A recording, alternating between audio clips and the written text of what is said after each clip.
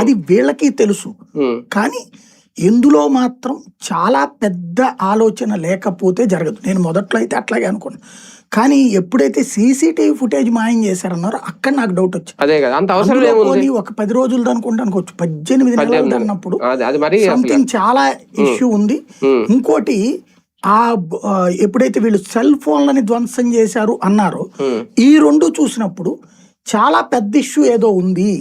వీళ్ళు ఆ cell phone గనక ఉంటే, అది రికవర్ లో ఉంటే గనక దాంట్లో వీళ్ళు మాట్లాడిన వాయిస్లు ఉంటాయి, సరిగ్గా దాన్ని విశ్లేషించి తీయగలిగితే బయటకు వస్తుంది. అది దృష్టిలో పెట్టుకునినే కావాలని వీళ్ళు వాటిని, నేను అనుకోవడం అమ్మడం కాదు, ఆ మిషన్ ఏదో ఉంటది, ఈ స్క్రాప్ మిషన్, దాంట్లో పగలగొట్టేస్తే ఇక దేనికి పనికి రాదన్నమాట.